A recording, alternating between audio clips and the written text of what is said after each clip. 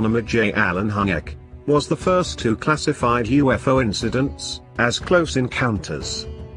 When the US government tapped the academic to help investigate UFOs, he was initially a skeptic. But not for long. It's September 1947, and the US Air Force has a problem. A rash of reports about mysterious objects in the skies has the public on edge, and the military baffled. The Air Force needs to figure out what's going on, and fast. It launches an investigation it calls Project Sign. By early 1948 the team realizes it needs some outside expertise to sift through the reports. It's receiving, specifically an astronomer who can determine which cases are easily explained by astronomical phenomena, such as planets, stars, or meteors. For J. Allen Hynek, then the 37-year-old director at Ohio State University, McMillan Observatory, it would be a classic case of being in the right place at the right time, or, as he may have occasionally lamented, the wrong place at the wrong one. Hynek had worked for the government during the war, developing new defense technologies like the first radio-controlled fuse, so he already had a high security clearance, and was a natural go-to. One day I had a visit from several men from the technical center at Wright-Patterson Air Force Base, which was only 60 miles away in Dayton. Allen Hynek later wrote. With some obvious embarrassment, the men eventually brought up the subject of flying saucers, and asked me if I would care to serve as consultant to the Air Force on the matter. The job didn't seem as though it would take too much time, so I agreed. Allen Hynek realized that he was about to begin a lifelong odyssey that would make him one of the most famous, and at times, controversial scientists of the 20th century. Nor could he have guessed how much his own thinking about UFOs would change over that period, as he persisted in bringing rigorous, scientific inquiry to the subject. I had scarcely heard of UFOs in 1948 and, like every other scientist I knew, assumed that they were nonsense, he recalled. Project Sign ran for a year, during which the team reviewed 237 cases. In Hynek's final report, he noted that about 32% of incidents could be attributed to astronomical phenomena, while another 35% had other explanations, such as balloons, rockets, flares, or birds. Of the remaining 33%, 13% didn't offer enough evidence to yield an explanation. That left 20% that provided investigators with some evidence but still couldn't be explained. The Air Force was loath to use the term unidentified flying object, so the mysterious 20% was simply classified as unidentified. In February 1949, Project Sign was succeeded by Project Grudge. While Sign offered at least a pretense of scientific objectivity, Grudge seems to have been dismissive from the start, just as its angry-sounding name suggests. Hynek, who played no role in Project Grudge, said it took as its premise that UFOs simply could not be. Perhaps not surprisingly, its report, issued at the end of 1949, concluded that the phenomena posed no danger to the United States, having resulted from mass hysteria, deliberate hoaxes, mental illness, or conventional objects that the witnesses had misinterpreted as otherworldly. It also suggested the subject wasn't worth further study. Project Blue Book is born. That might have been the end of it. But UFO incidents continued, including some puzzling reports from the Air Force's own radar operators. The national media began treating the phenomenon more seriously. Life magazine did a 1952 cover story, and even the widely respected TV journalist Edward R. Murrow devoted a program to the topic, including an interview with Kenneth Arnold, a pilot whose 1947 sighting of mysterious objects over Mount Rainier, in Washington state popularized the term flying saucer. The Air Force had little choice but to revive Project Grudge, which soon morphed into the more benignly named Project Blue Book. Hynek joined Project Blue Book in 1952, and would remain with it until its demise in 1969. for him, it was a side gig as he continued to teach, and to pursue other, non-UFO research, at Ohio State. In 1960 he moved to Northwestern University in Evanston, Illinois, to chair its astronomy department. As before, Hynek's role was to review the reports of UFO sightings, and determine whether there was a logical astronomical explanation. Typically that involved a lot of unglamorous paperwork. But now and then, for an especially puzzling case, he had a chance to get out into the field. There he discovered something he might never have learned from simply reading the files. How normal the people who reported seeing UFOs tended to be.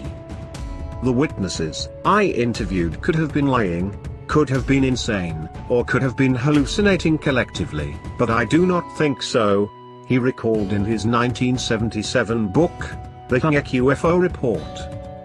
Their standing in the community, their lack of motive for perpetration of a hoax, their own puzzlement at the turn of events they believe they witnessed, and often their great reluctance to speak of the experience, all lend a subjective reality to their UFO experience.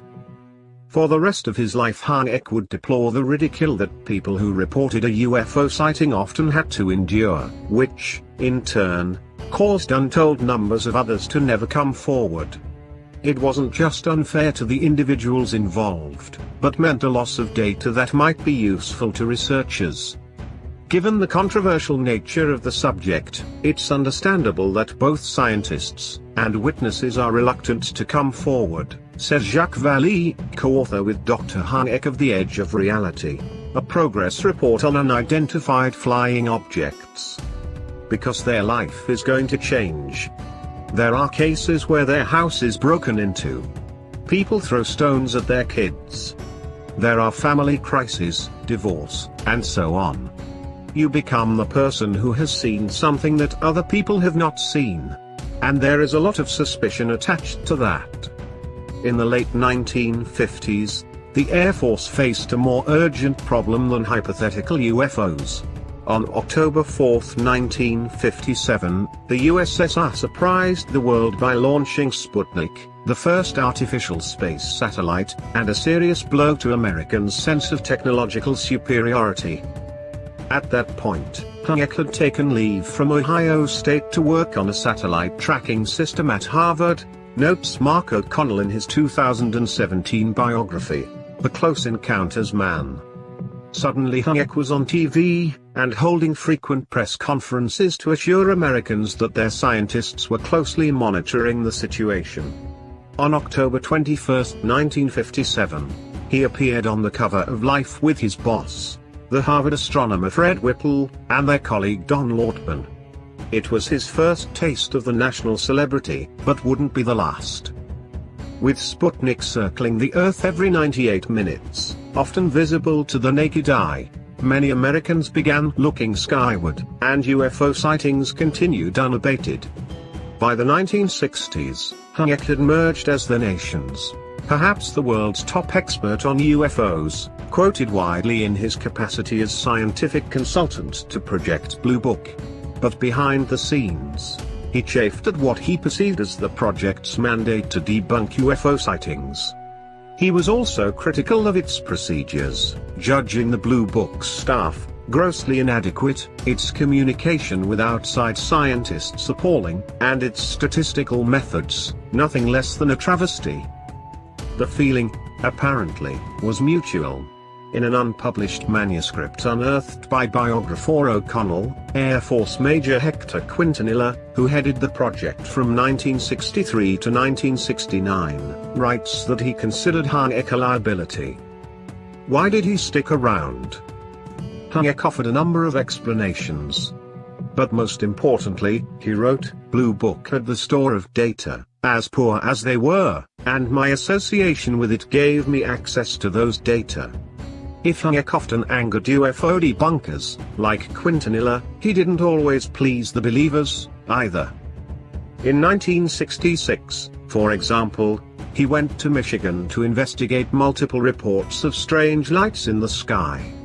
When he offered the theory that it might have been an optical illusion involving swamp gas, he found himself widely derided in the press, and swamp gas became a punchline for newspaper cartoonists.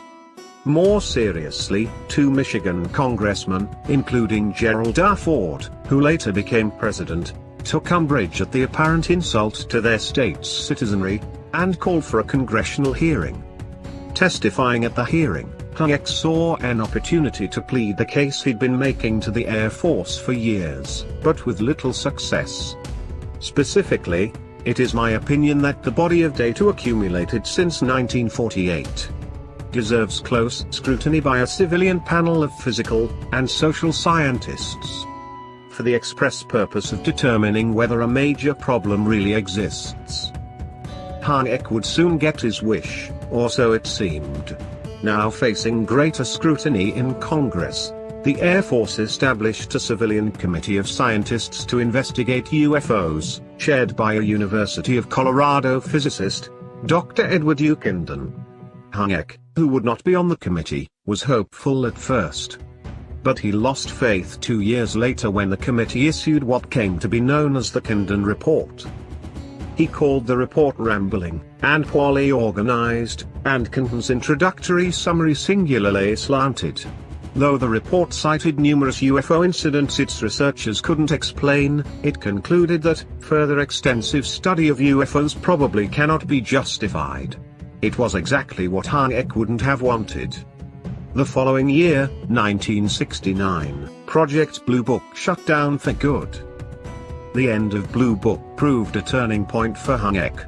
As O'Connell writes, he found himself suddenly liberated from the frustrations, compromises, and bullying of the US Air Force. He was a free man. Meanwhile, sightings continued around the world. Hynek later quipped, apparently did not read the Kindon report, and he went on with his research. In 1972, he published his first book, The UFO Experience. Among its contributions to the field, it introduced Hynek's classifications of UFO incidents he called close encounters. Close encounters of the first kind meant UFOs seen at a close enough range to make out some details. In a close encounter of the second kind, the UFO had a physical effect, such as scorching trees, frightening animals, or causing car motors to suddenly conk out. In close encounters of the third kind, witnesses reported seeing occupants in or near a UFO. Though less remembered now, Hynek also provided 3 classifications for more distant encounters. Those involved UFOs seen at night, during the day, or on radar screens. The most dramatic of Hynek's classifications, close encounters of the third kind, would, of course, become the title of a Steven Spielberg movie released in 1977. O'Connell reports that Hynek was paid $1,000 for the use of the title, another $1,000 for the rights to use stories from the book, and $1,500 for 3 days of technical consulting, hardly a windfall by Hollywood standards. He also had a brief cameo in the film, playing an awestruck scientist when the alien craft comes into close view. In 1978, Hynek retired from teaching, but he continued to collect and evaluate UFO reports under the auspices of the Center for UFO Studies, which he had founded in 1973. The organization continues to this day. Hynek died in 1986 at age 75, the result of a brain tumor. He hadn't solved the riddle of UFOs, but, perhaps more than anyone else, he had made trying to solve that riddle a legitimate scientific pursuit.